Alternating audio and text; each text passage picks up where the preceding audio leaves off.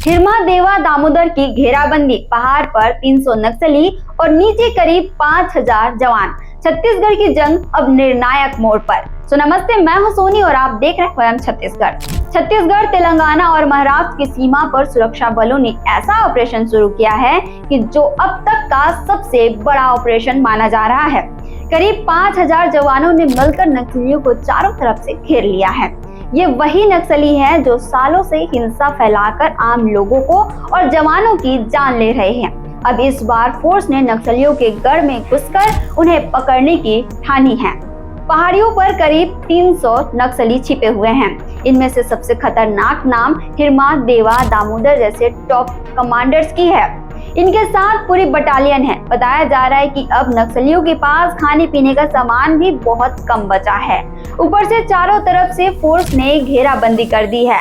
मतलब अब उनके पास भागने का कोई रास्ता नहीं है।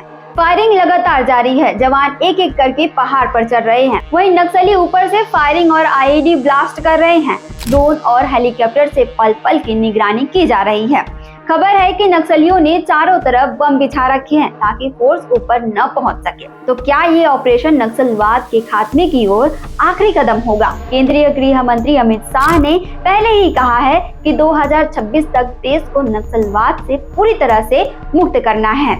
इस ऑपरेशन को छत्तीसगढ़ के गृह मंत्री विजय शर्मा खुद मॉनिटर कर रहे हैं और फोर्स के पास एक एक इंच की जानकारी है। ग्रामीणों ने बताया कि पहाड़ियों से गोलियों की आवाज आ रही है, हेलीकॉप्टर उड़ रहे हैं, बम फटने की आवाज सुनी जा रही है।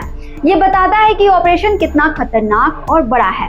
नक्सलियों ने पहले शांति वार्ता की बात कही थी, लेकिन अब लग रहा है कि वो सिर्फ समय खरीदना चाहते थे। साल 2024 और 25 में मिलाकर करीब 300 से ज्यादा नक्सली मारे जा चुके हैं। अब अगर ये ऑपरेशन सफल होता है तो हिरमा और उसकी पूरी बटालियन का अंत करीब है। ये ऑपरेशन बस एक मिशन नहीं है, बल्कि नक्सलवाद को खत्म करने की आखिरी जंग साबित हो सकता है। तो छत्तीसगढ़ से जुड़े और अपडेट्स के लिए आप देखते रहें वयम छत्तीसगढ़।